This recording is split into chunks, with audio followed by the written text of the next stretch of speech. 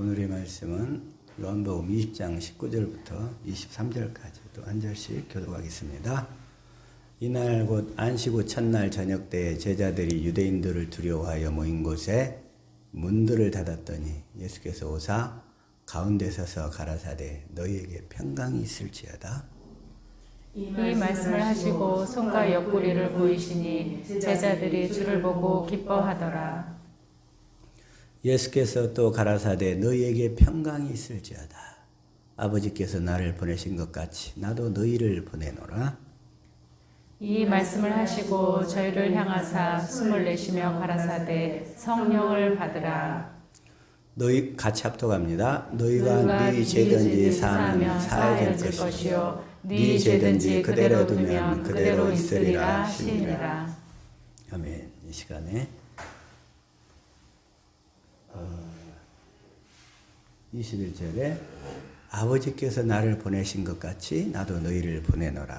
이 말씀이 우리의 생명이요 마음이요 믿음이요 삶이 되게 하여 주옵소서. 주님의 시간 보고 듣고 깨닫는 마음과 눈과 귀를 열어 주옵소서. 같이 말씀을 위한 기도드립니다.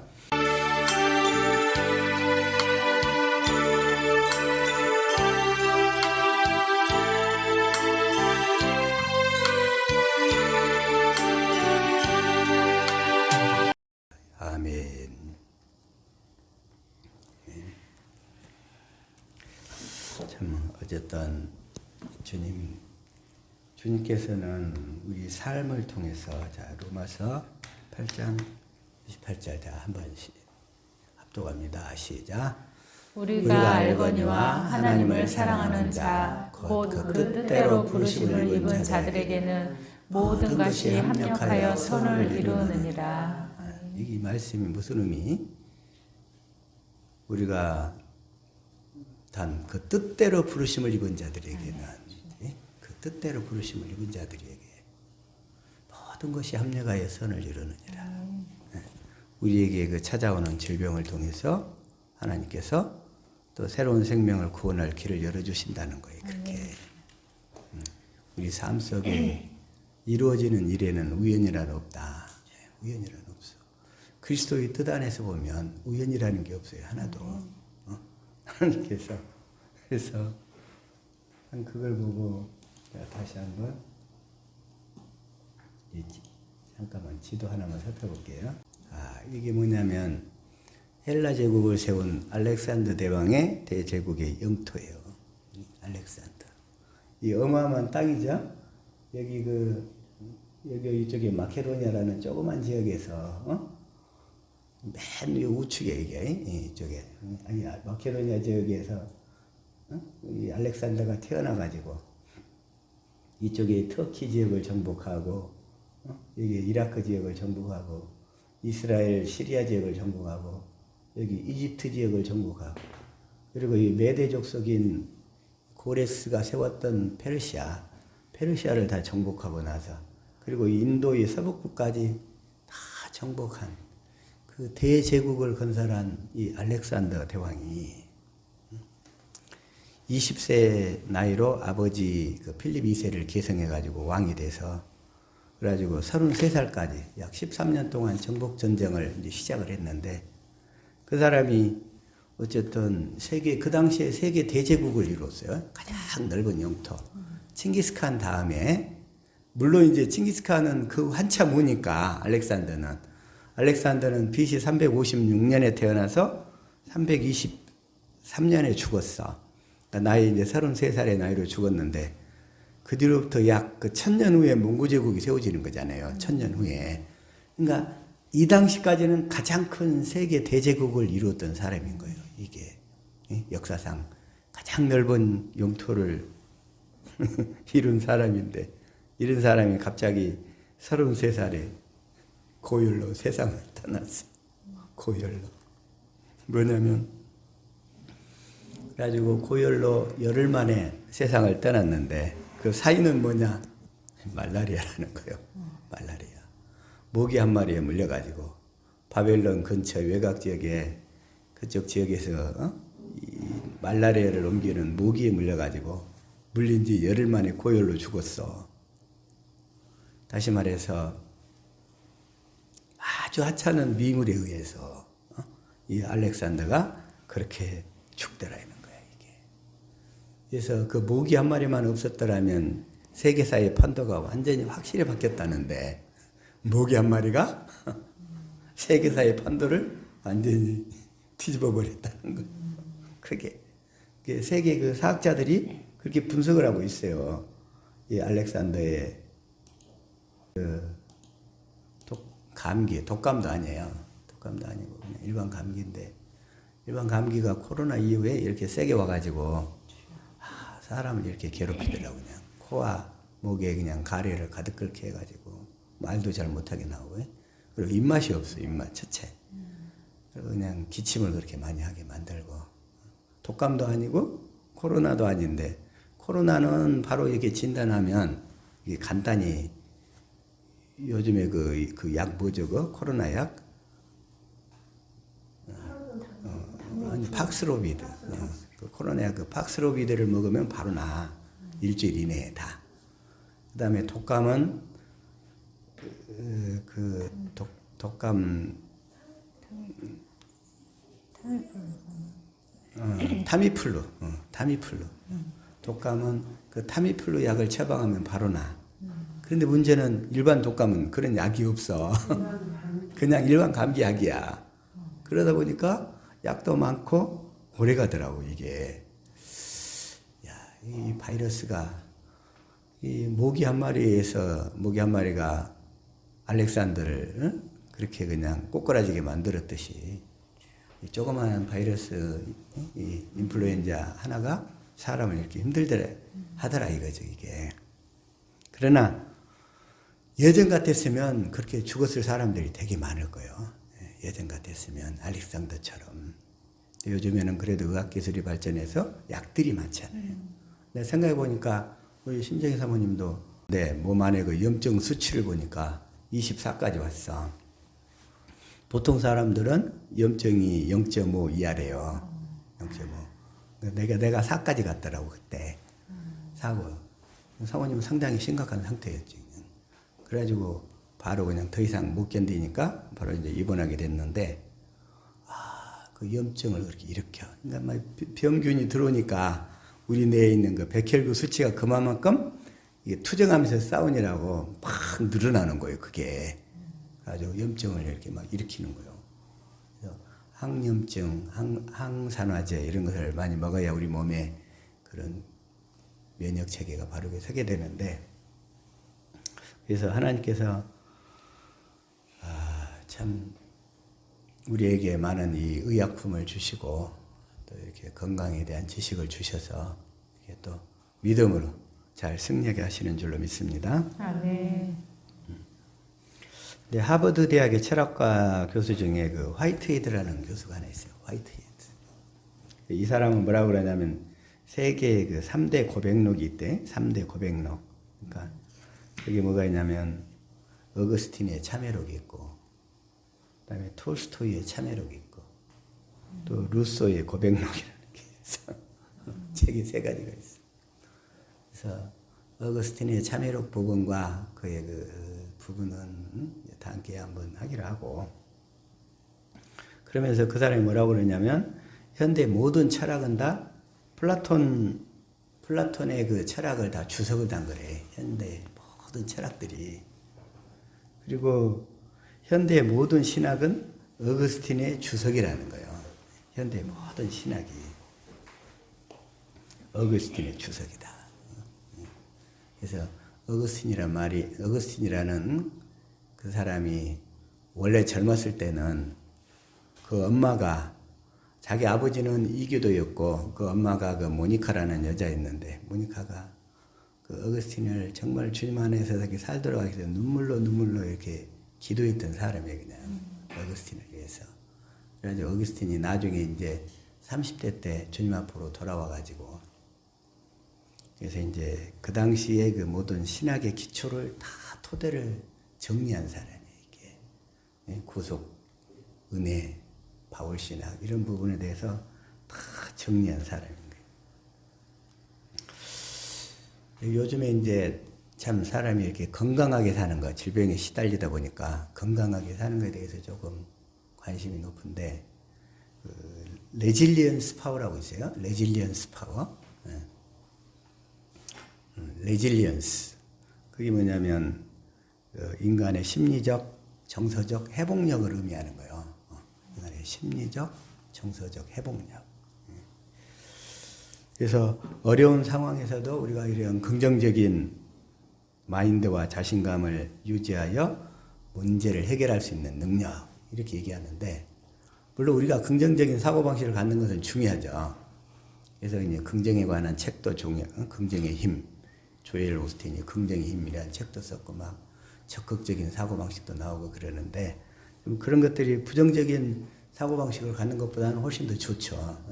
그러나 그것은 혼적인 수준에서, 복음은 아니고 혼적인 수준에서 치료책이에요.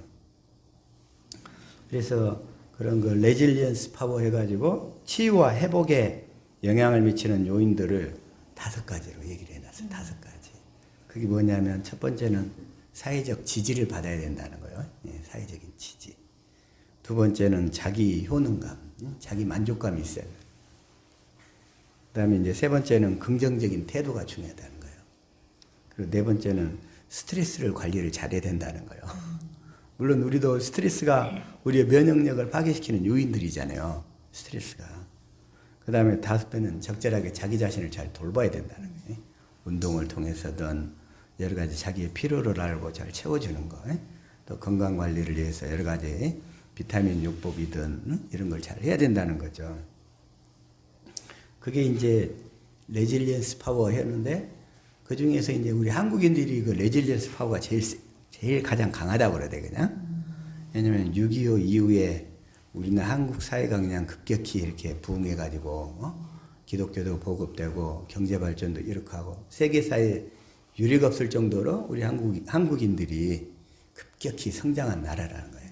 알고 봤더니 거기에 가장 높은 교육열도 있고, 또 레질리언스 파워도 강하고 해가지고서, 그래서 우리 한국이라는 나라가 온 세계에서 이렇게 급격하게, 현재 기준으로, 국력 기준으로 뭐 6.2, 7이 막 이렇게 따지더라고요. 그만큼 이렇게 강하다는 거예요. 우리 한국인들이. 근데 그런 것들이 그 혼적 수준에서 건강관리, 이 레질리언스 파워도 중요하지만, 이건 어디까지나 혼적인 수준에서 그런 치유책이고, 그것보다 더 중요한 것은 이제 그 상태에서 이 복음을 듣고 깨닫게 해서 우리가 예수 이름을 갖게 하는 거, 이게 그냥 가장 중요하다는 거 여러분도 잘 아실 거예요. 레질리언스 파워가 강한데 복음이 안 들어간다. 그럼 다 혼의 수준으로 다 끝나버리는 거예요. 그러나 가장 최고로 좋은 것은 복음을 믿어서 주님의 사랑 가운데서 흘러나오는 예수 이름이라는 거예요. 우리는 이 예수 이름을 가져야 돼. 예수 이름. 그래서 예수 이름으로 사는 것이 복음이에요. 복음. 예수 이름을 따라. 그런데 이 예수 이름을 갖기까지는 이 단계와 과정이 있단 말이에요. 이게 마귀가 육신적인 단계에서 이렇게 공격하는 것도 있고, 혼적인 단계에서 공격하는 것도 있고, 가로막게 복음으로 못 나가도록 장애물들을 곳곳에 막 설치를 많이 해뒀어요. 마귀가. 그 중에서 마귀가 제일 장애물을 크게 현 시대 가운데 쳐놓은 것이 뭐냐면 물질주의잖아요. 물질주의, 물질 만능주의. 그리고 또 물질 만능주의뿐만 아니라 이거 또 하나는 이게 공산주의 이론이에요. 공산주의 이론.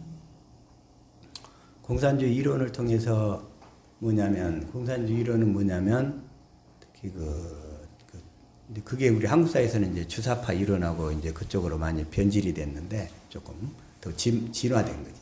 주사파 이론들. 그 이론들은 뭐냐면 인간의 양심을 마비를 시켜요. 인간의 양심을. 인간의 양심을 마비시켜버리니까 하나님께 나아가는 길 자체를 차단해버려요. 그걸로. 양심이 없으니까.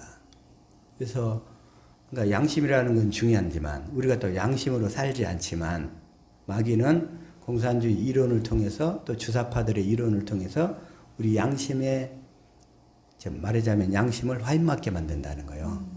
양심을. 그러니까 말하자면 하나님을 찾을 수 없도록 만들어버리는 거야. 그 자체가 양심을 아주 마비시켜버려가지고. 그게 이제 그 공산주의 주사파 이론이고, 그 다음에 이제 기독교 단계로 이제 종교 단계로 이렇게 사람이 넘어오면 결국 이제 또 양심을 계속 회복시키잖아요. 양심대로 살려고 하고 막 양심대로 살려고 하면 또 그 상태를 또 윤리적 수준으로만 묶어놔 버리는 거야. 종교적으로. 모든 종교가 다 자기 양심으로 자기 그 양심의 소리에 따라 살도록 만드는 거거든요. 이게 모든 종교가. 이제 그렇게 되는데, 그래서 그렇게 하나님을 찾는 가장 수단이 그 양심인데, 그래서 지난주에 얘기했던 그 키에르케고르 그 구원에 이르는 그 3단계, 그래서 이렇게 3단계 얘기했는데, 미적 단계, 그다음 두 번째가 윤리적 실존 단계, 그다음에 세 번째가 기독교적 단계, 이렇게 얘기를 했어요. 기독교적 실존 이렇게 했는데, 그러니까 미적 실존의 단계에서는 뭐냐면 육신의 정욕에 따라서 막 살도록 만들어 버리는 거죠, 사람을. 그러니까 대부분 10대, 20대 사춘기 그 혈기 왕성할 때, 그럴 때는 사람들이 그 자기 마음의 통제가 잘 안 돼. 그렇게 되니까 육신적으로 막 자기 마음대로 살게 되는 거예요. 육신의 욕구에 따라서. 그게 사춘기 때, 특히 이제 20대 때까지는 그렇게 만들어버려요, 마귀가. 그리고 이제 30대 때 들면 이제 정신 차리고 이제 교회도 가야 되겠다, 신학도 공부해야 되겠다. 그래서 이제 키에르케고르도 형님과 아버지의 도움으로 신학교를 갔잖아요. 그럼 그 상태에서 이제 윤리적 단계로 하나님을 찾는 거예요. 그래서 양심으로. 근데 양심으로 하나님을 찾는데 양심으로 하나님을 만족시킬 수가 없거든. 사람들 관계.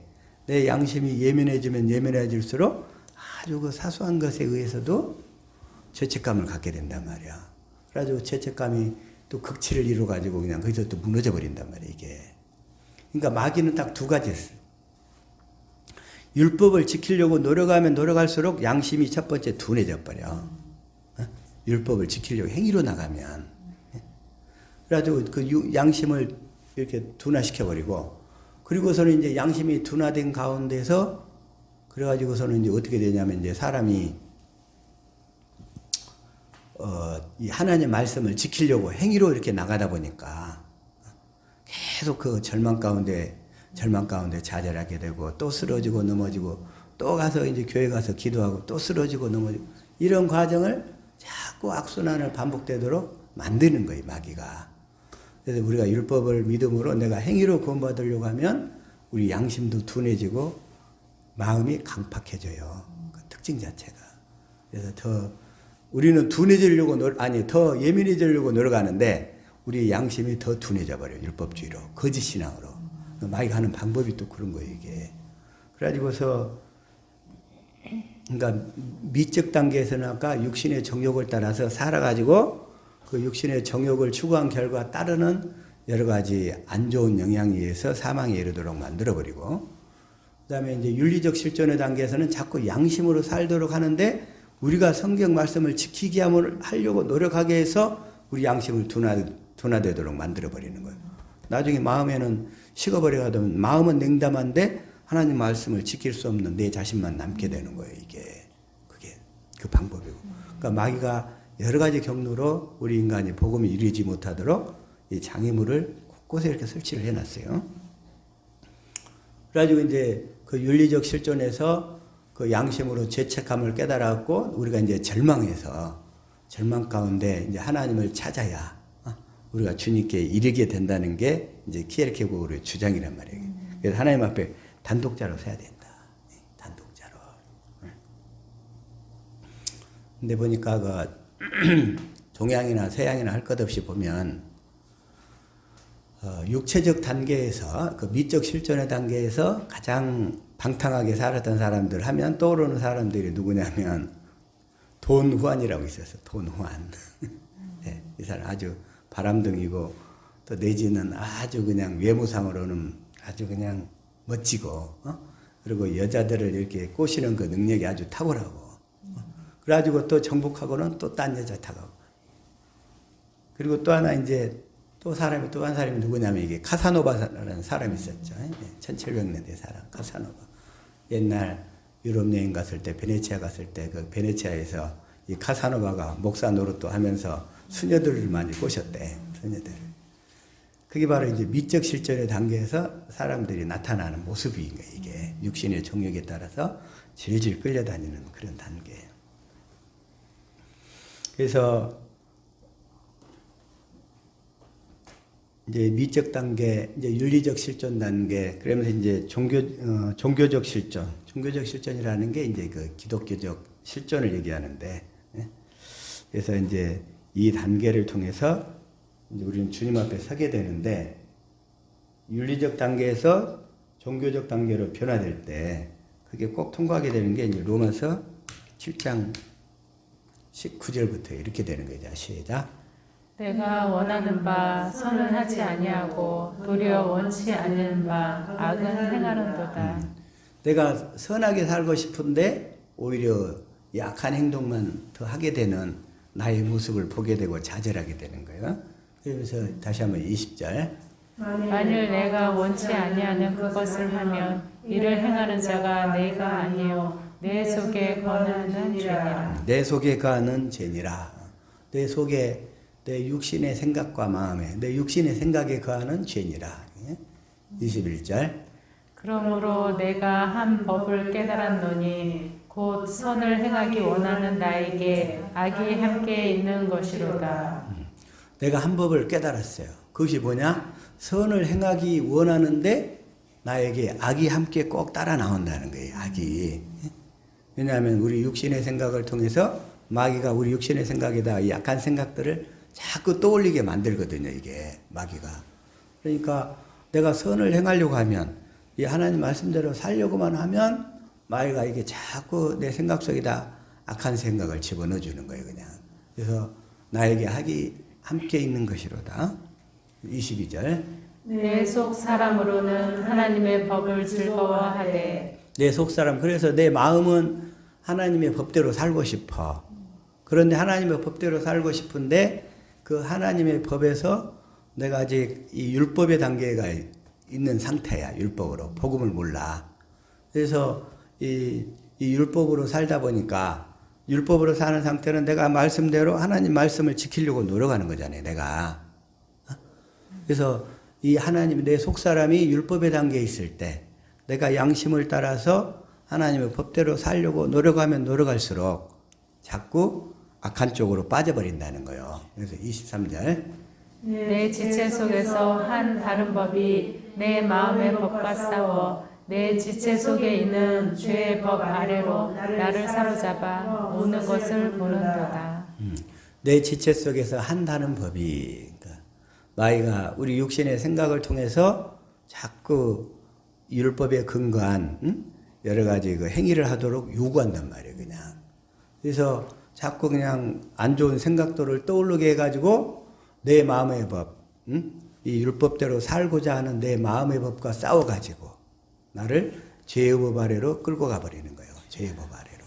그래서 내가 형제를 사랑하려고 노력하면 노력할수록 더 미워하게 되는 악순환 구조 속으로 가버리는 거예요. 네. 마귀가 상대방을 통해서든지 아니면 내 생각 속에다가 상대방에 대한 그런 부정적인 감정을 자꾸 떠오르게 만들어가지고 내가 지키려고 하면 할수록 나를 더 죄의 법 속으로 끌고 가버린다는 얘기예요. 그게. 그래서 24절 시작. 오라 나는 공고한 사람이로다. 이 사망의 몸에서 누가 나를 건져내랴. 그러니까 그래서 이렇게 나는 공고한 사람이로다. 이 사망의 몸에서 누가 나를 건져내랴. 이렇게 탄식하고 절망할 때 이렇게 절망의 단계를 통해서, 그러니까 키에르케고르는 세 번의 절망을 통해서, 그러니까 미적 단계에서 절망을 통해서 윤리적 단계로 넘어가고, 윤리적 단계에서 절망을 통해서 또 종교적 단계 실존으로 이렇게 넘어간다는 거예요.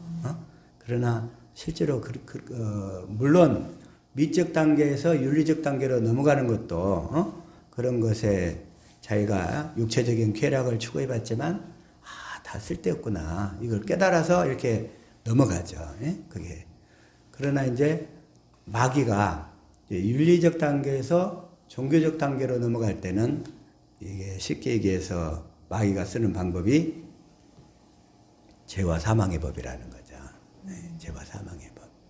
그래서 자꾸 마귀가 이 첫것을 통해서 첫 언약을 통해서 우리를 사망으로 끌고 가는 거예요. 첫 언약을 그래서 예수님이 십자가에 패버렸잖아요. 첫 언약을. 첫 언약. 이제 마귀는 오늘날도 우리를 사망으로 끌고 가는 방법이 뭐냐면 첫 것을 지키라는 거예요. 네가 스스로 성경 말씀을 듣고 깨달아서 하나님 말씀대로 살아라 이런 거예요. 살아라. 근데 살려고 우리가 노력하면 노력할수록 우리는 더 마귀의 그런 권능 속으로 빨려 들어간다는 거죠. 그래서 그게 고린도전서 15장 56절 다시 한번 시작.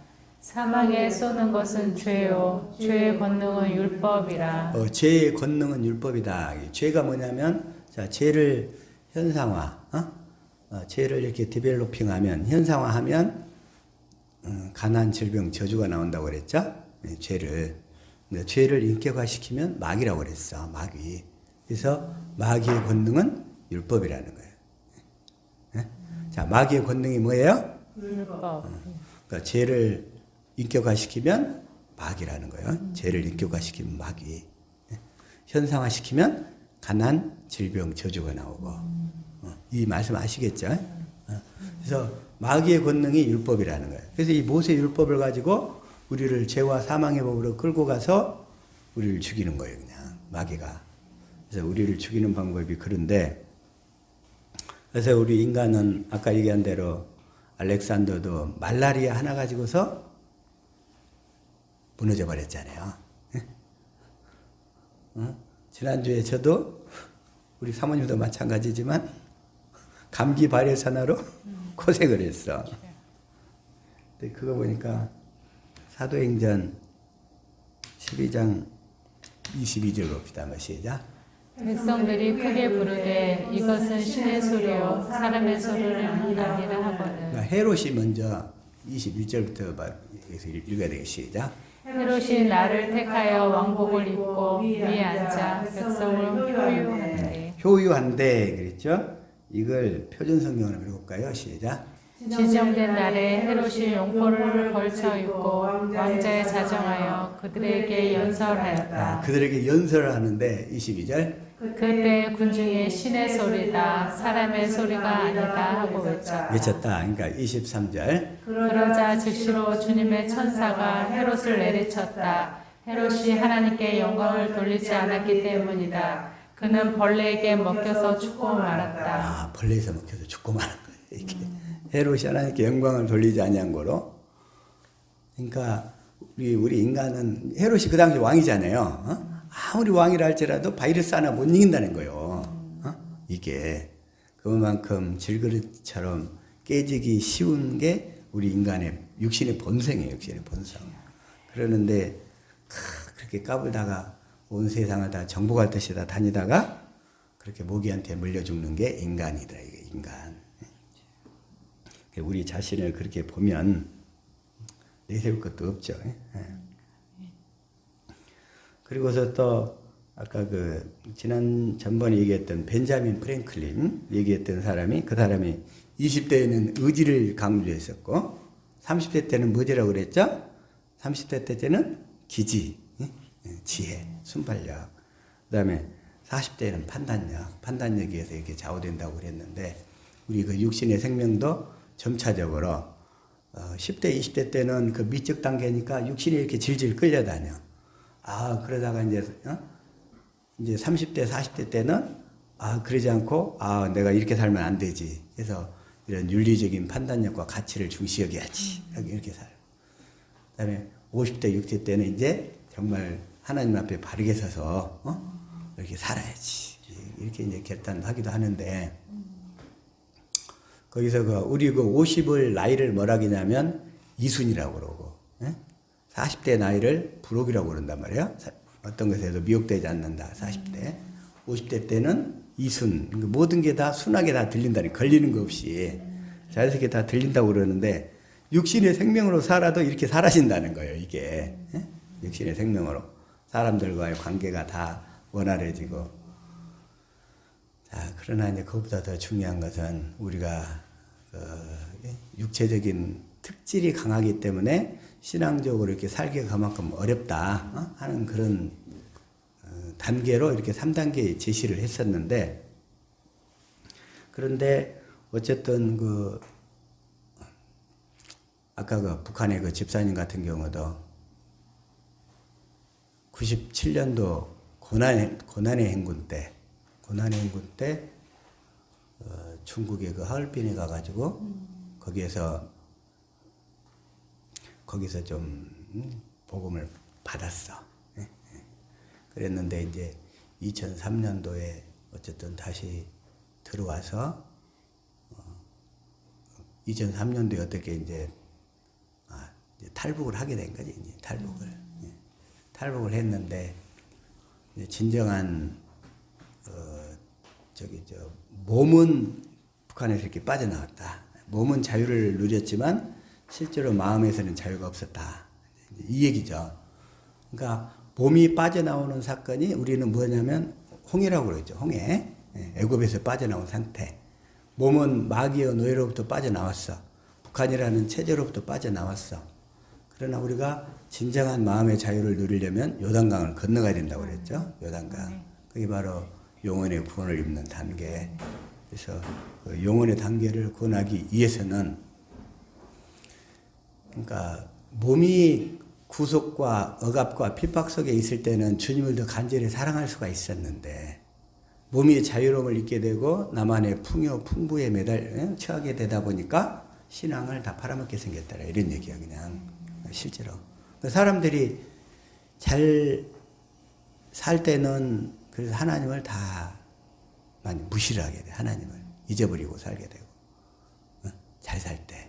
근데 고난 속에서는 막 주님이 이렇게 막 자꾸 막 그러는데, 근데 그게 우리 인간의 꼭 본성 같아. 그래서 이제 그래도 이 몸이 자유롭게 된 남한사회에서도 진정한 영혼의 자유를 누릴 수 있게 되기를 바랍니다 하고 축복했죠. 네. 그게 되기를. 그게 되어져야지. 이제 요단강을 건너야지. 그래서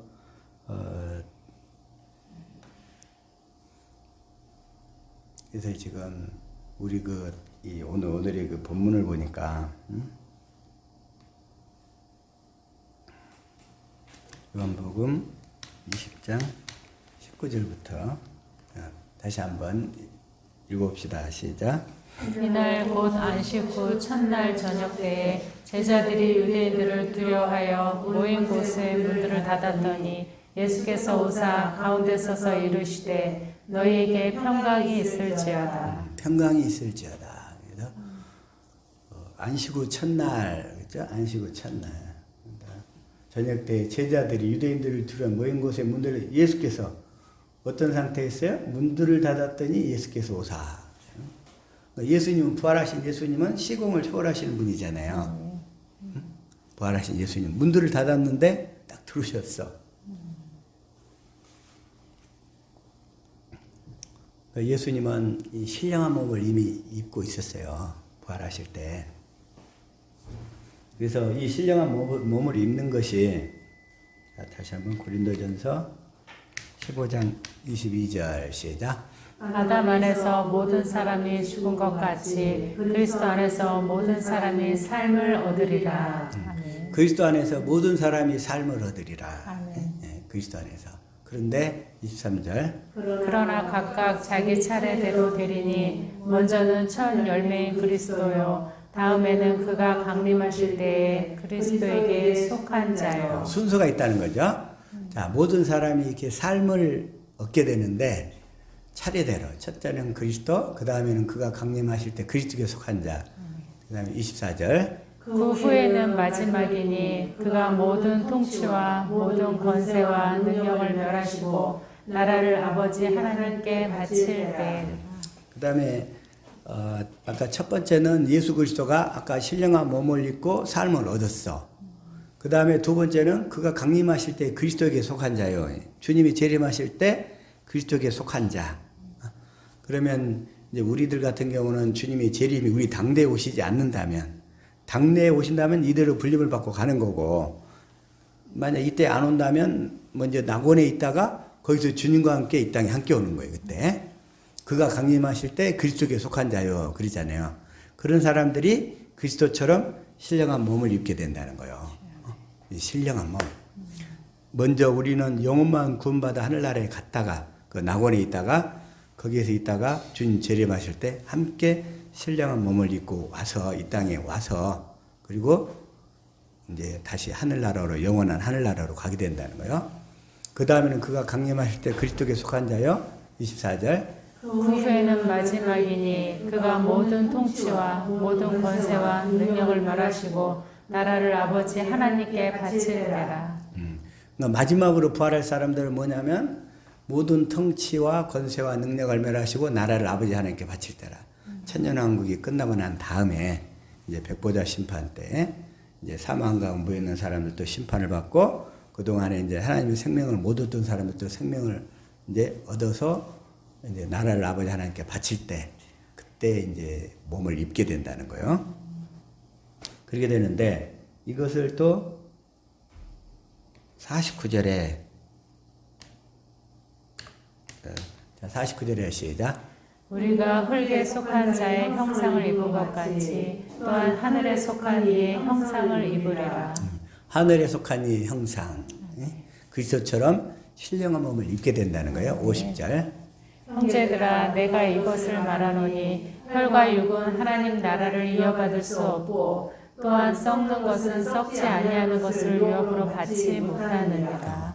그래서 혈과 육신, 우리의 겉사람의 것들은 다 남겨져서 이 땅의 흙으로 돌아가 버리는 거고, 또 썩는 것 이런 것들은 이런 것들은 다 이렇게 사그라져 없어지는 거고, 썩지 아니하는 것, 그 하늘의 몸, 신령한 몸으로 우리는 이렇게 다시 이렇게 부활해서 거듭나게 될 텐데 그것을 받지 못하느니라. 51절. 보라 내가 너에게 비밀을 말하노니 우리가 다 잠잘 것이 아니요 마지막 나팔에 순식간에 호련히 다 변화되리니. 마지막 나팔에 다 우리가 변화된다는 거예요. 신령한 몸으로 순식간에 호련히 다 변화되리니. 52절. 나팔 소리가 나매 죽은 자들이 썩지 아니할 것으로 다시 살아나고 우리도 변화되리라. 우리도 변화되리라. 53절. 이 썩을 것이 반드시 썩지 아니할 것을 입겠고 이 죽을 것이 죽지 아니함을 입으리로다. 입으리로다. 그래서 54절. 이 썩을 것이 썩지 아니함을 입고 이 죽을 것이 죽지 아니함을 입을 때에는 사망을 삼키고 이기리라고 기록된 말씀이 응하리라. 기록된 말씀이 응하리라. 네. 사망을 삼키고 이기리라고 기록된 우리가 새로운 몸을 얻어서 이제 새로운 몸으로 부활해가지고 영원한 하늘나라에서 살 수 있는 그런 형태로 예수님처럼 바뀐다는 거예요. 그게 아까 예수님이 이렇게 딱 변화됐잖아요. 그래서 이걸 데살로니가전서 4장 14절부터 한번 봐볼게요. 자, 시작. 우리가 예수께서 죽으셨다가 다시 살아나심을 믿을진데 이와 같이 예수 안에서 자는 자들도 하나님이 그와 함께 데리고 오시리라. 예수 안에서 자는 자들, 이건 지금 다 이게 낙원에 있는 자들이요. 하나님이 그와 함께 데리고 오시리라. 그래서 15절. 우리가 주의 말씀으로 너희에게 이것을 말하노니 주께서 강림하실 때까지 우리가 살아남아 있는 자도 자는 자보다 결코 앞서지 못하리라. 자는 자보다 결코 앞서지 못하리라. 우리 살아있는 주님 재림하실 때 그때 살아있는 당대 세대들도 결국은 그 낙원에서 대기 중인 사람들보다는 결코 앞서지 못하리라 이런 얘기예요. 그래서 16절. 주께서 호령과 천사장의 소리와 하나님의 나팔 소리로 친히 하늘로부터 강림하시리니 그리스도 안에서 죽은 자들이 먼저 일어나고. 그리스도 안에서 죽은 자들이 먼저 새로운 몸을 입는 거 이렇게. 17절. 그 후에 우리 살아남은 자들도 그들과 함께 구름 속으로 끌어올려 공중에서 주를 영접하게 하시리니 그리하여 우리가 항상 주와 함께 있으리라. 우리가 항상 주와 함께 있으리라. 새로운 몸을 입고 이제 하늘나라에서 영원히 살 수 있도록 주님께서 우리를 하나님의 나라 그곳으로 인도하실 줄로 믿습니다. 아멘. 그러는데 다시 한번 그래서 요한복음 20장 19절이 그래 주님이 문들을 닫았더니 예수께서 오사 가운데 서서 이르시되 이렇게. 주님 부활하신 주님 어떤 모습이었어요? 신령한 몸을 입고 있는 상태였어. 아멘. 문을 닫았는데도 막 쑥쑥 들어오셔. 공간 이동도 할 수 있고 이 우주의 피조 세계에 제한을 받지 않는 몸으로 바뀌어 있는 거예요. 우리가 나중에 그 하나님 나라 가게 될 때 부활하여 신령한 몸을 입고 하나님 나라에서 살게 될 때는 그러한 몸으로 살게 된다는 거예요. 신령한 몸으로. 천사들과 같으리라 그랬잖아요. 천사들과. 그래서 신령한 몸을 입고 근데 그 모습으로 예수님이 지금 첫 번째 보여주신 거고 20절 이 말씀을 하시고 손과 옆구리를 보이시니 제자들이 주를 보고 기뻐하더라. 제자들이 주님을 보고 기뻐하더라. 21절 예수께서 또 이르시되 너희에게 평강이 있을지어다. 아버지께서 나를 보내신 것 같이 나도 너희를 보내노라. 아버지께서 나를 보내신 것 같이 나도 너희를 보내노라. 예수님이 그러시잖아요. 하나님 아버지가 예수님을 보냈어요. 이렇게 육신을 입고 이 땅에 오시도록. 그래서 육신을 입고 이 땅에 오셔서 우리에게 주님이 우리와 함께 살 수 있는 모든 요건을 다 이루셨잖아요. 그런데 그 예수님 안에 누가 계셨냐면 아버지가 계셨어요.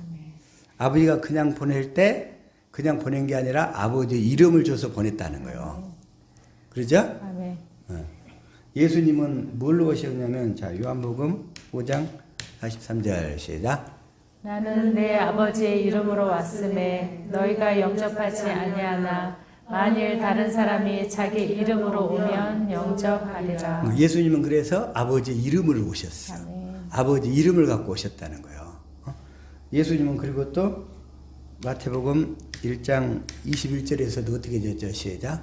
아들을 낳으리니 이름을 예수라 하라. 이는 그가 자기 백성을 그들의 죄에서 구원할 자이시니라 하라.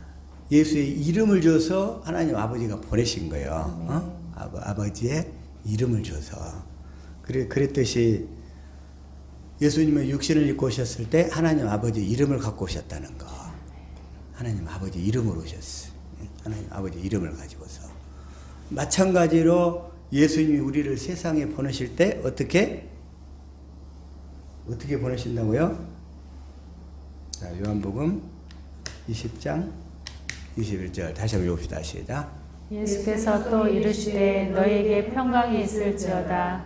아버지께서 나를 보내신 것 같이 나도 너희를 보내노라. 나도 너희를 아버지께서 나를 보내신 것 같이 나도 너희들을 세상에 보내겠다는 거예요. 뭘로가? 아버지의 이름, 아버지 이름이 예수라고 그랬죠? 그 예수 이름을 줘서 너희를 보내겠다. 이제 그 얘기인 거예요. 그래서 예수님이 이 땅에 오실 때 사신 모습이 어떤 상태였어요? 스스로 산 게 아니었죠? 그다음 5장 19절 시작. 그러므로 예수께서 그들에게 이르시되 내가 진실로 진실로 너에게 이르노니 아들이 아버지께서 하시는 일을 보지 않고는 아무도 스스로 할 수 없나니 아버지께서 행하시는 그것을 아들도 그와 같이 행하느니라. 아들이 아버지께서 하시는 일을 보지 않고는 아무것도 스스로 할 수 없나니. 그래서 아들은 아버지께서 하시는 일을 매 순간순간 보시면서 이렇게 주목하시면서 아버지께서 행하시는 일만 행하셨다는 거예요. 그것이 바로 아버지께서 가장 기뻐하시는 일이었다는 거예요. 우리도 스스로 살면 예수님이 기뻐하시질 않잖아요. 아버지께서 예수님께서 우리 안에 사시면서 이끄시는 대로 살아야 예수님이 가장 기뻐하실 거 아니에요. 저와 여러분은 예수님이 가장 기뻐하시는 삶을 살아야 될 줄로 믿습니다. 아멘. 그게 바로 똑같아. 그래서 아버지께서 하시는 일을 보지 않고는 아무것도 스스로 할 수 없나니 아버지께서 행하시는 그것을 아들도 그와 같이 행하느니라. 아멘. 그래서 예수님은 항상 스스로 산 것이 아니라 아버지께 물었어. 그래서 아버지께서 성경 가운데로 이끌고 왔어. 성경 속에서 아버지 하실 일을 보이셨어. 그 보이신 것을 보고 그대로 순종하면서 사셨어. 아멘. 그렇게 살았듯이 나도 너희를 보내겠다는 거예요. 예수님께서. 그래서 다시 한번 20절 시작. 아버지께서 아들을 사랑하사 자기가 행하시는 것을 다 아들에게 보이시고 또 그보다 더 큰 일을 보이사 너희로 놀랍게 여기게 하시리라. 아버지께서 아들을 사랑하셨기 때문에 자기가 행하시는 것을 다 아들에게 보이셨다는 거예요. 아멘. 자, 하나님께서 예수님께서 저와 여러분을 사랑하시면 예수님께서 하실 일을 다 보이실 줄로 믿습니다. 아멘. 근데 예수님이 우리를 사랑하시려면 우리가 먼저 또 예수님을 사랑해야 돼. 근데 우리 힘으로 예수님을 사랑할 수가 없어. 그래서 하나님이 하신 언약을 믿고 진리의 법으로 살면, 진리를 믿음으로 살면, 진리의 법으로 사는 게 아니라 진리를 믿음으로 살면, 아멘. 그러면 우리 안에 계신 예수님이 성령의 법으로 사신다고 그랬죠? 아멘. 예수님이 성령의 법으로 사시고 우리는 무슨 법으로 산다? 믿음의 법으로 산다는 거예요. 믿음으로. 내 안에 성령의 법으로 사시는 예수님을 믿음으로 산다는. 그럼 예수님을 믿음으로 살면 성령께서 우리를 성경 가운데로 이끌고 가시는 거예요. 똑같이. 아버지께서 예수님을 성경 가운데로 이끌고 가셨듯이 우리 또한 다 성경 가운데로 다 이끌림을 받아야 돼. 이끌림을. 그 이끌림을 받아서 성경 속에서 예수님을 알게 하시고 그래서 예수님을 사랑하게 하시도록 하는 거예요. 아멘. 그래서 우리 마음에 할례를 베풀어서 하나님과 예수님을 알고 사랑하도록 해가지고 우리 마음에 하나님이 사랑하는 마음이 들어오니까 그 마음 가운데서 주님이 또 말씀하시는 거예요. 네? 그게. 그래서 그것이 예수님이 사신 전부였듯이 우리도 이 땅에서 이제 진리를 믿음으로 사는 것이 바로 그렇게 사는 거라는 거예요. 그렇게 살 수 있도록 우리도 날마다 기도해야 될 줄로 믿습니다. 아멘. 근데 어떤 사람들이 뭐라고 그러냐면 이제 자 다시 한번 요한복음 20장 21절 그랬죠. 나도 너희를 보내는 22절 시작. 이 말씀을 하시고 그들 향하사 숨을 내쉬며 이르시되 성령을 받으라. 아멘. 이 말씀을 하시고 그들을 향하사 숨을 내쉬며 이르시되 성령을 받아라 그랬다는 거예요. 성령을 받으라고. 뭐 하면서? 숨을 내쉬면서. 부활하신 예수님께서 제자들에게 나타나가지고 숨을 내쉬면서 성령을 받으라. 그러니까 이 말씀을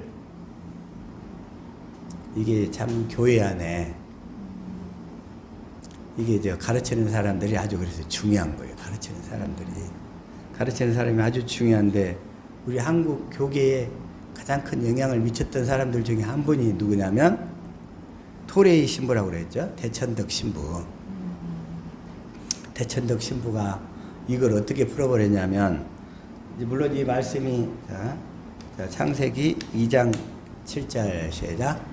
여호와 하나님이 땅의 흙으로 사람을 지으시고 생기를 그 코에 불어넣으시니 사람이 생명이 되니라. 이게 하나님께서 생기를 그 코에 불어넣었다고 해서 예수님이 지금 요한복음 20장 22절에서 다시 한번 여기서도 숨을 내쉬면서 하나님의 성령을 다시 불어넣었다는 거예요. 제자들에게. 그래서 이걸 내적 충만을 주는 성령이라는 거예요. 내적 충만을 주는 성령. 그렇게 얘기해가지고 이 말씀을 그대로 풀어가지고 한국 교계의 지도자들한테나 또 내지는 그 신앙계라는 잡지가 있었죠. 신앙계. 그리고 또 그게 또 국민일보에 아주 꽤 오랫동안 연재가 됐어요. 이분의 그 글이 산골짜기에서 온 편지 해가지고 그게 이렇게 연재가 돼가지고 그래서 뭐라고 하냐면 숨을 이렇게 내쉬면서 자기 자신을 토하고 숨을 하고 들이마시면서 예수님을 마신다는 거예요. 이걸 이렇게 풀어버렸어. 뭐라고요? 숨을 내쉬면서 자기 자신의 것을 토해내고 숨을 마시면서 예수님의 영을 마신다는 거예요. 그래서 그게 그 호흡기도라고 해가지고 저기 책에도 하나 있는데 예수 호흡기도. 그걸 또 그 책을 그렇게 또 그런 식으로 연재를 해놓으니까 그 사람의 영향을 많이 받아버린 거예요. 그래서 그 대천덕 신부가 1918년부터 2002년도까지 사신 분이거든요. 저도 그때 한번 이분이 살아계실 때 이분의 영향을 받은 사람들과 함께 중보기도 운동을 열심히 한 적이 한 번 있었어요. 1998년부터 2000년까지. 그래가지고 막 땅괄 기도하고 또 이렇게 중보기도도 하면서 막 했었는데 알고 봤더니 그 뿌리가 다 여기였더라 이거요. 예? 이곳이었어요. 그래서 그 대천덕 신부가 그렇게 숨을 내뱉으면서 자기 자신 것을 토해내고 그 다음에 숨을 마시면서 이렇게 이 구절에 의해서 성령을 마신다고 그렇게 해가지고 아직도 그렇게 그 영향을 받고 여기서 빠져나오지 못하는 사람들이 많이 있다는 거예요. 그래서 주님이 여기서 숨을 내쉬면서 성령을 받으라 하는 얘기는 무슨 말씀이냐면 이제 오순절에 성령께서 임하실 거라는 것을 지금 그때 성령이 임하실 거니까 그때 성령을 받으라는 얘기지 지금 우리가 숨을 마시면서 예수님을 마셔라 그런 얘기가 아닌 거예요. 이게 그래서 이건 다 육체적으로 얘기하는 거예요. 육체적으로 첫 것으로 이걸 풀어버린 거예요. 성경을. 그래서 그들은 뭐라고 그러냐면 나를 토하고 주님으로 채우는 거다. 또 어떤 분들은 또 이 말씀 구절을 바탕으로 믿음을 가지고 주를 바라보면서 그 영을 마신다고 또 이렇게 얘기를 하는 거예요. 믿음을 가지고 주를 바라보면서 그 영을 마신다고 이렇게 주장을 해. 그러나 하나님은 딱 뭘로만 하나님의 생명을 주겠다는 약속이 뭐죠? 두 번째냐 이란 말이에요. 자, 다시 한번 신명기 30장 6절 다시 한번 읽읍시다. 시작. 내 하나님 여호와께서 내 마음과 내 자손의 마음에 할례를 베푸사 내게 마음을 다하며 뜻을 다하여 내 하나님 여호와를 사랑하게 하사 내게 생명을 얻게 하실 것이며. 아멘. 여기서 우리가 이 하나님의 생명을 얻게 되는데 어떻게 하냐면 이 두 번째 언약을 깨달아 믿어야 이 두 번째 언약을 이루어 주심으로 우리가 이 하나님의 생명을 얻게 된다는 거예요. 그래서 하나님의 생명을 언약은 두 번째 언약밖에 없어. 그리고 이 두 번째 언약을 다시 한번 자 신명기 29장 1절 자 시작. 호렙에서 이스라엘 자손과 세우신 언약 외에 여호와께서 모세에게 명령하여 모압 땅에서 그들과 세우신 언약의 말씀은 이러하니라. 호렙에서 이스라엘 자손과 세우신 언약은 첫 언약이라고 그랬죠. 그리고 두 번째 광야 생활이 끝나는 무렵에 모압 땅에서 그들과 세우신 언약의 말씀은 두 번째 언약이에요. 이 두 번째 언약. 그래서 두 번째 언약을 가져야 우리가 자 4절 시작. 그러나 깨닫는 마음과 보는 눈과 듣는 귀는 오늘 여호와께서 너희에게 주지 아니하셨느니라. 그러니까 우리가 항상 기도할 때 그러잖아요. 깨닫는 마음, 보는 눈, 듣는 귀를 주시옵소서 기도하잖아요. 항상 그러는데 이 두 번째 언약을 믿음으로 기도하니까 하나님께서 깨닫는 마음과 보는 눈과 듣는 귀를 주신다는 거예요. 그런데 첫 언약을 믿음으로만 살면 아무리 구해도 깨닫는 마음, 보는 눈, 듣는 귀를 주실 수가 없어. 왜냐하면 하나님의 생명을 주심으로써 깨닫는 마음, 보는 눈, 듣는 귀가 오는 건데. 그래서 이 두 번째 언약을 믿음으로 살면 그때부터 우리 삶의 환경이 다 풀려지고 순적하게 진행된다고 그랬죠. 9절 시작. 그런즉 너희는 이 언약의 말씀을 지켜 행하라. 그리하면 너희가 하는 모든 일이 형통하리라. 그래서 이때부터 우리의 삶의 환경이 조금씩 풀어져 가기 시작한다고 그랬어요. 이 두 번째 언약을 깨달아 말씀을 믿음으로 살 때부터. 왜? 예수님은 뭐하러 오시니까? 이 두 번째 언약을 이루어 주셔서 하나님의 생명을 주시려고 오시니까. 예수님은 다른 일을 안 하셔. 두 번째 언약을 이루어 주셔서 우리에게 뭘 주신다? 하나님의 생명을 주시는 거예요. 그래서 하나님의 생명으로 살지 않는 것이 죄란 말이에요. 죄. 네? 두 번째 언약을 믿어서 하나님의 생명을 받아서 생명으로 사는 것이 영생의 삶이란 말이에요. 그래서 이 두 번째 언약을 믿음으로 살면 우리 하는 모든 일이 다 형통하게 되는데 그래서 이 두 번째 언약은 13절이란 말이에요. 자, 시작. 여호와께서 내게 말씀하신 대로 또 내 조상 아브라함과 이삭과 야곱에게 맹세하신 대로 오늘 너를 세워 자기 백성을 삼으시고 그는 친히 내 하나님이 되시려 함이니라. 그래서 이 두 번째 언약은 아브라함과 이삭과 야곱에게 맹세하신 조상들에게 맹세하신 언약이라는 거예요. 사도 바울도 비시디아 안디옥에서 이 두 번째 언약을 복음으로 전했잖아요. 조상들에게 전하신 언약을 복음으로 전했어요. 사도행전 13장 32절 시작. 우리도 조상들에게 주신 약속을 너희에게 전파하노니. 사도 바울이 첫 번째 전도 여행에서 첫 번째로 BCD 안디옥에서 그 유대인 회당을 찾아가서 첫 번째로 전한 것이 뭐다? 조상들에게 주신 약속. 아브라함과 이삭과 야곱에게 하시는 언약을 복음으로 전했다는 거예요. 이게 거기 바로 신명기 다시 한번 29장 13절 이거예요. 여호와께서 내게 말씀하신 대로 내 조상 아브라함과 이삭과 야곱에게 맹세하신 대로 그래서 하나님이 그 언약을 복음으로 전했어요. 그런데 이 두 번째 언약을 믿음으로 살지 않으면 그건 다른 신을 믿는 거라고 그랬어요. 다른 신. 이게 바로 또 26절이잖아요. 시작. 가서 자기들이 알지도 못하고 여호와께서 그들에게 주시지도 아니한 다른 신들을 따라가서 그들을 섬기고 절한 까닭이라. 그래서 확실하게 하나님이 택한 자들에게는 먼저 그 사람을 하나님의 자녀로 구원하시려면 조상들에게 주신 약속부터 알게 하시는 거예요. 그래서 그 조상들에게 주신 약속을 사도 바울이 첫 번째 1차 전도여행에서 BCD 안디옥에서 복음으로 전한 거예요. 그래서 이 조상들에게 주신 약속을 모르고 신앙생활하면 절대로 하나님의 생명을 받을 수도 없고 그 안에서 그게 이루어질 수도 없어. 왜? 마음이 할례가 안 되니까. 그들은 육신의 수준으로 육신의 생명의 수준으로만 신앙생활 할 뿐이에요. 그래서 앞으로 확실하게 깨달을 것은 하나님은 그 사람을 구원하려면 먼저 두 번째 언약부터 깨달아 알게 하신다. 응? 이걸 명심해야 돼요. 그걸 떠나서는 그 어떤 것도 안 돼. 어떤 것도. 그러면서 두 번째 언약에서 그래서 이제 신명기 30장 6절에 이렇게 얘기하는 것이에요. 그래서 내 마음과 내 자손의 마음에 할례를 베풀어서 마음을 다하고 뜻을 다하고 하나님을 사랑하게 해서 생명을 얻게 하실 것이고 그 생명 가운데서만 주님이 말씀하시는 거예요. 그래서 생명 가운데 말씀하시는데 11절 오늘 내게 명령한 이 명령은 내게 어려운 것도 아니고 먼 것도 아니고 32절 하늘에 있는 것도 아니고 그 다음에 바다 밖에 있는 것도 아니고 14절 그 말씀이 내 마음 가운데서 주님을 사랑하는 마음 가운데서 말씀하신다는 거예요.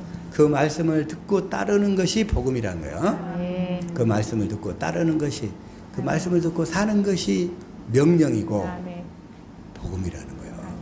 그래서 하나님께서 우리에게 말씀하실 때는 아까 예수님이 다시 한번 요한복음 20장 21절에서 아버지께서 나를 보내신 것 같이 나도 너희를 보내노라. 이 얘기는 예수님은 스스로 절대 안 사셨잖아요. 예수님 안에 아버지가 사셨잖아요. 아버지. 또 요한복음 8장 26절도 마찬가지예요. 시작.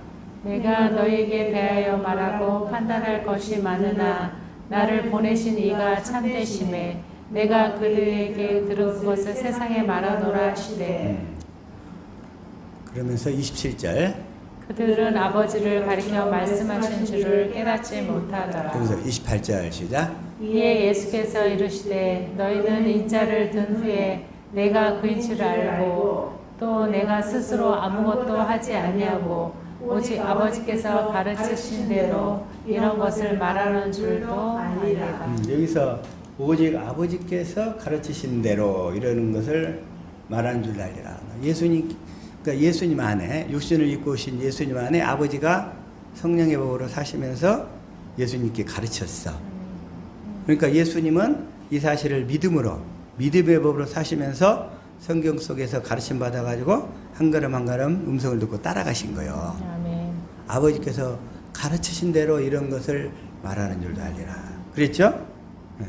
그래서 예수님은 우리에게 이제 진리의 성령으로 말씀하신다고 그랬죠? 예수님은 우리에게 뭘로 말씀하셔요? 진리의 성령으로. 진리의 성령도 이 조상들에게 하신 약속을 깨달아 믿는 자에게만 진리의 성령이 임한다고 그랬어요. 아무에게나 임하는 게 아니라. 그래서 진리의 성령으로 말씀하시는데, 그래서 두 가지 모습으로 말씀하시죠. 요한복음 다시 한번 16장 13절.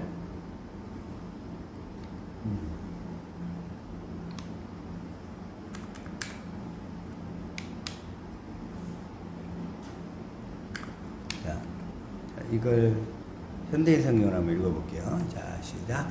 그러나 진리의 성령이 오시면 그분이 너희를 모든 진리 가운데로 인도하실 것이다.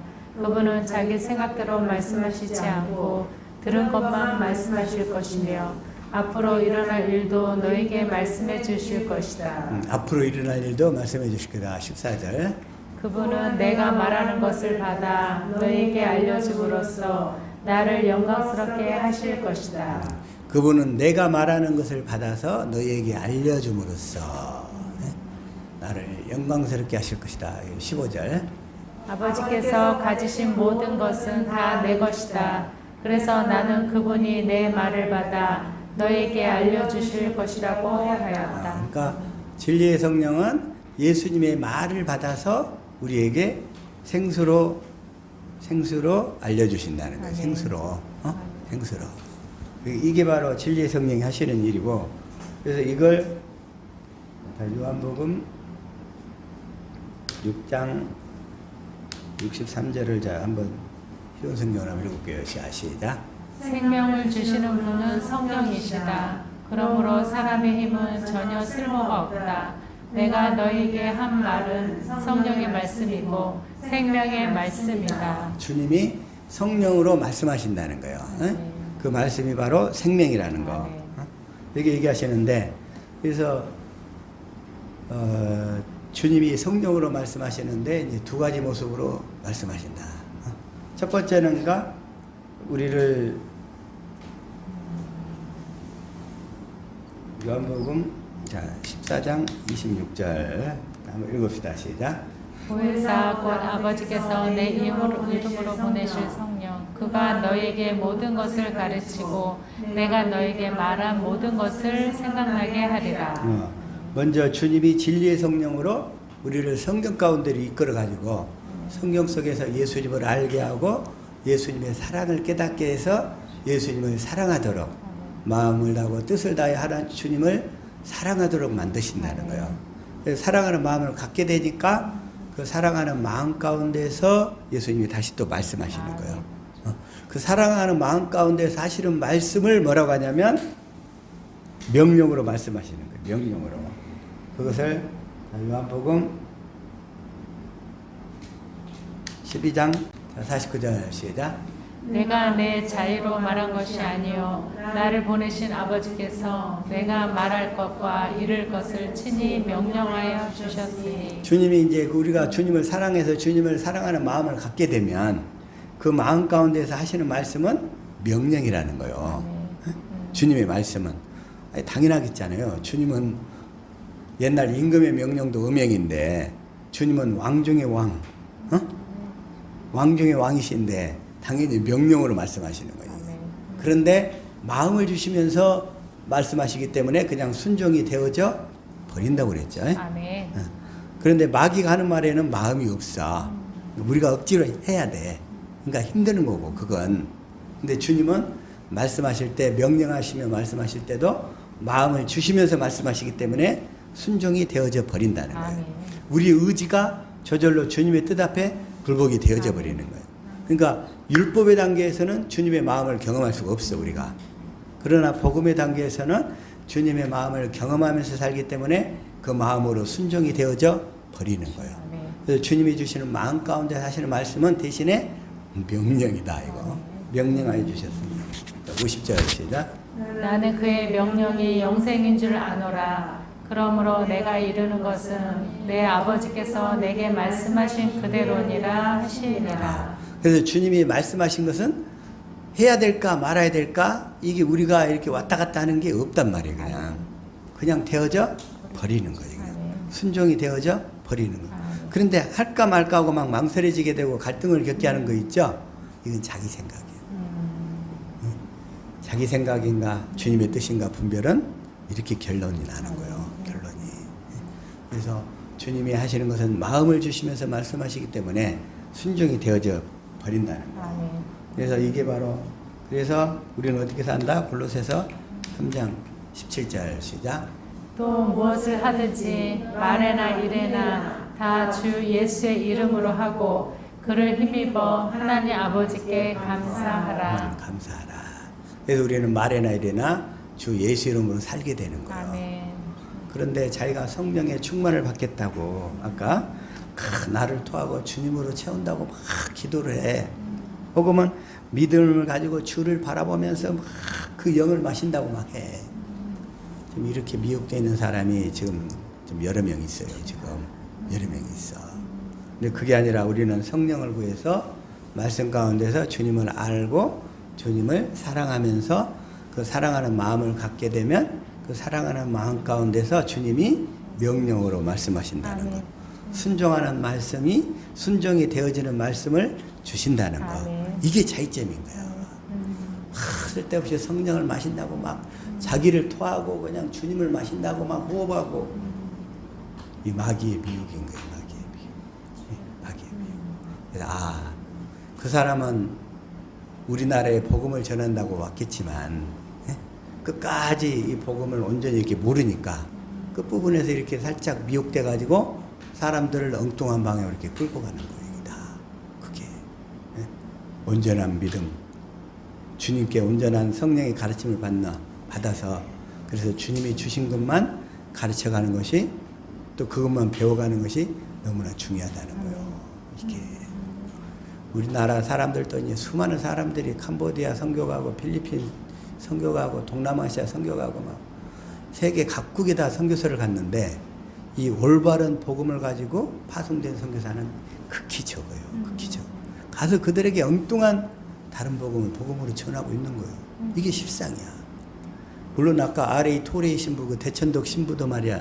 자기 아버지가 무디 때 자기 할아버지가 아주 유명한 무디 신학교 교장이었어요. 프린스턴 뭐 신학을 나왔고 다 그러는데 한국 교회 와서 산골짜기에서 온 편지 해가지고서 그걸 엉뚱한 방향으로 이걸 이끌고 가가지고 사람들을 성령을 마신다고 막 자기를 토해낸다고 막 이러고요. 이렇게 이끌고 갔다는 거예요. 이렇게. 이것을 더 확실히 저와 여러분 분별해서 진리에서 떠나지 않고 오직 진리를 믿음으로 살게 되는 줄로 믿습니다. 아멘. 오직 진리를 믿음으로만 살아야 돼. 그래서 자, 야고보서 5장 19절을 모르게 되어 있어요. 시작. 내 형제들아 너희 중에 미혹되어 진리를 떠난 자를 누가 돌아서게 하면 이렇게 미혹되어서 호흡기도라는 것에 자기 자신을 토하고 성령을 마신다고 진리를 떠나버린 거예요. 육신으로 성령을 구해서 성경 가운데서 주님을 알고 주님의 사랑을 깨달아가는 내 안에 진리의 법으로 사시는 예수 그리스도를 믿음으로 살아야 되는데 그걸 떠나버리고 미혹돼가지고 20절 시작.